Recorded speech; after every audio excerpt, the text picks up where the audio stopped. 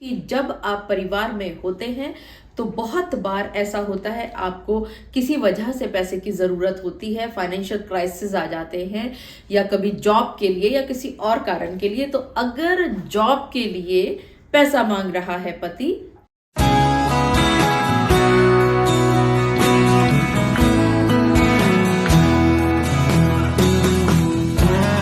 अक्सर आपने सुना होगा कि पति और पत्नी के बीच में अनबन हुई नहीं कि लोग इंतजार करते हैं कि किसी तरह छोटी बात को बड़ा बना करके पेश करें।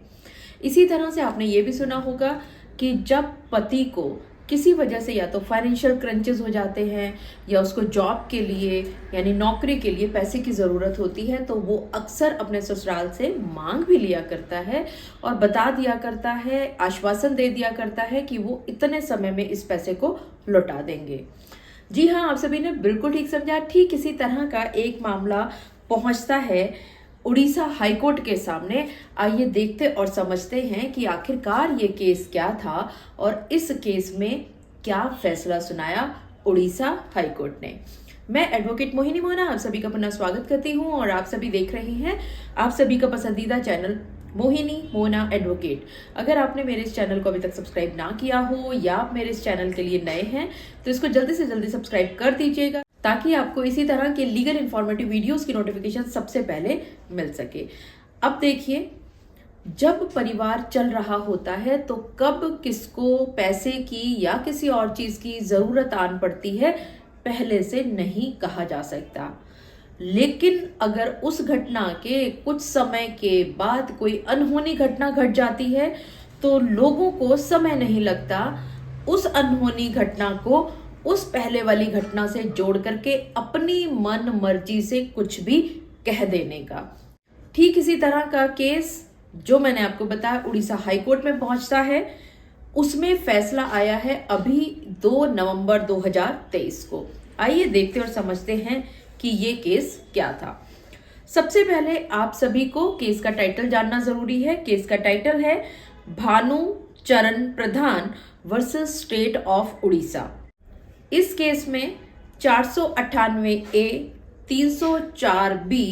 302 और 34 आईपीसी की धारा के अंतर्गत एक FIR काटी गई थी और इम्प्यून्ड जजमेंट आया था 2 जनवरी 2001 को, जिस फैसले के खिलाफ ये पति अपील लेकर के पहुंचते हैं उड़ीसा हाईकोर्ट में। इस जजमेंट में होता क्या है कि जितने भी को अक्यूज्ड थे इस FIR में, जिन जिन का भी नाम पति के अलावा लिखा गया था, उन सभी को हर एक ऑफेंस से, हर एक अपराध से बरी कर दिया गया था। और ये जो अपीलेंट जो उड़ीसा हाईकोर्ट में पहुंचा है, इसको भी 302 के चार्ज से तो बरी कर दिया था, लेकिन इसको दोषी ठहराया गया था 498A और 304B के तहत। और इस पति को 304B में 7 साल की रिग्रेस इम्प्रिजनमेंट और 498A में 1 साल की पनिशमेंट सुनाई जाती है। यहां तक आने से पहले इन दोनों पति और पत्नी के बीच में क्या हुआ उसको जरा समझने की कोशिश करते हैं। इस पति और पत्नी की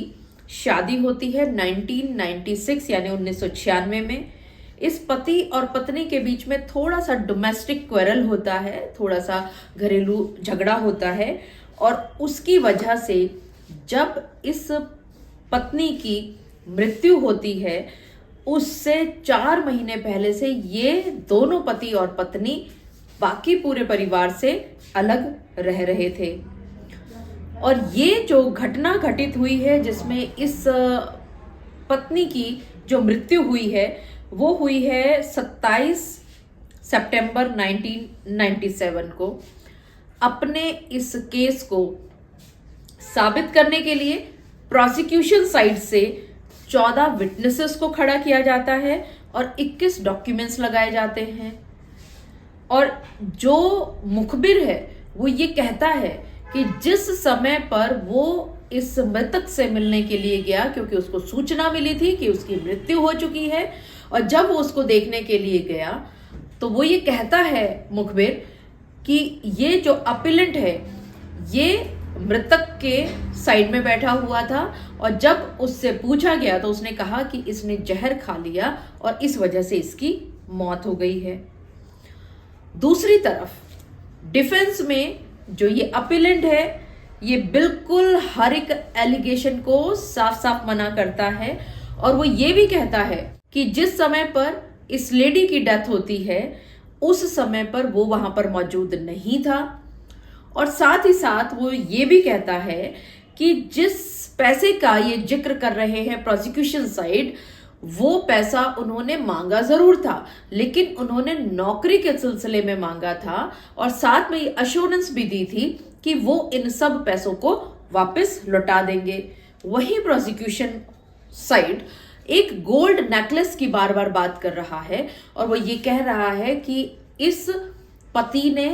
और परिवार के अन्य सदस्यों ने मिलकर के इससे गोल्ड नेकलेस मांगा था और उसकी वजह से क्योंकि ये मृतका इस गोल्ड नेकलेस को नहीं लेकर के आ पाई थी तो इस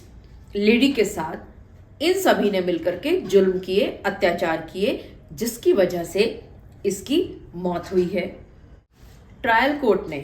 दोनों पक्षों के सभी विटनेसेस को सुना, देखा परखा, सारे डॉक्यूमेंट्स देखे और उसके बाद गिल्टी ठहरा दिया इस पति को 498A और 304B के अंतर्गत, लेकिन इस पति को 302 से बरी कर दिया और साथ ही जितने भी को अक्यूज थे उनको इन सभी के सभी ऑफेंसेस से बरी कर दिया। ये पहुंचते हैं हाई कोर्ट में और हाई कोर्ट ने पुराना सारा रिकॉर्ड मंगवाया, खंगाला, देखा, परखा और उड़ीसा हाई कोर्ट ने 304 के इंडिग्रेडिएंट्स पर सबसे ज्यादा फोकस किया। सबसे पहला इंडिग्रेडिएंट्स है कि ये जो मौत है ये 7 साल के अंदर हुई होनी चाहिए। दूसरा, ये जो मृत्यु हुई है ये नॉर्मल सर्कमस्टेंसेस में नहीं होनी चाहिए। इसके साथ साथ जब ये मौत होती है उससे पहले इस स्त्री को क्रुएलिटी और हैरेसमेंट किया हुआ दिखाया जाना चाहिए और इसके साथ साथ ये जो क्रुएलिटी और हैरेसमेंट है ये in connection with demand of dowry होना चाहिए, तब जाकर के 304B का जो सेक्शन है वो साबित होता है। और हाई कोर्ट ने ये माना कि इन इंडिग्रेडिएंट्स में से कोई भी ऐसा इंडिग्रेडिएंट नहीं है पहले को छोड़ करके कि जो साबित हो पा रहा हो, तो इसीलिए उड़ीसा हाई कोर्ट ने कहा कि 304B का जो केस है वो सस्टेनेबल ही नहीं है। और इसके बाद उड़ीसा हाई कोर्ट ने 498A की परिभाषा को देखा और इस परिभाषा को देखने के बाद, सारे एविडेंसेस को देखने के बाद, विटनेसेस को देखने के बाद, डॉक्यूमेंट्स को देखने के बाद ये पाया ये जो पति है ये 498A के तहत दोषी पाया जाता है। लेकिन साथ ही साथ उड़ीसा हाई कोर्ट ने जब रिकॉर्ड देखा तो उन्होंने देखा कि ये जो अपीलेंट है ये 2 बार जेल में गया था और उसके बाद ये वापस आया, तो इन टोटल ये 1 साल से ज्यादा जेल के अंदर रह चुका है। और क्योंकि इसको सजा मिली है सिर्फ 1 साल तक की, तो इसीलिए अब इसको किसी भी तरह से जेल में जाने की जरूरत नहीं है, क्योंकि 304B के अंतर्गत इसको दोषी नहीं पाया गया है। और अंत में आते आते उड़ीसा हाई कोर्ट ने बिल्कुल क्लियरली ये कह दिया कि जो ट्रायल कोर्ट ने 304B में जो कन्विक्ट ठहरा दिया था इस पति को, इस अपीलेंट को, उसको वो सेट असाइड करते हैं और साथ ही साथ जो 498A में जो कन्विक्शन हुआ है इस पति को और जो सेंटेंस हुई है उसको वो कंफर्म करते हैं। मुझे पूरा विश्वास है कि आप सभी को मेरे आज के इस वीडियो के माध्यम से एक बात भलीभांति पता चल गई होगी कि जब आप परिवार में होते हैं तो बहुत बार ऐसा होता है आपको किसी वजह से पैसे की जरूरत होती है, फाइनेंशियल क्राइसिस आ जाते हैं या कभी जॉब के लिए या किसी और कारण के लिए। तो अगर जॉब के लिए पैसा मांग रहा है पति, अपने ससुराल से, और साथ ही वो अश्योरेंस भी दे रहा है कि इस पैसे को वो बकायदा लौटा देगा। तो ऐसी मांग को डाउरी की संज्ञा नहीं दी जा सकती किसी भी तरह से। मुझे पूरा विश्वास है कि आप सभी को मेरा आज का वीडियो भी बहुत अच्छा लगा होगा। अगर आपको मेरा आज का वीडियो भी अच्छा लगा तो इसको लाइक, शेयर और कमेंट करना ना भूलिएगा। और हाँ, अगर आप मेरे इस चैनल के लिए नए हैं तो इसको जल्दी से जल्दी सब्सक्राइब कर दीजिएगा, ताकि आपको इसी तरह के लीगल इन्फॉर्मेटिव वीडियोस की नोटिफिकेशन सबसे पहले मिल सके। अपना और अपने परिवार का बहुत अच्छी तरह से ध्यान रखिएगा। Thank you, take care, bye bye.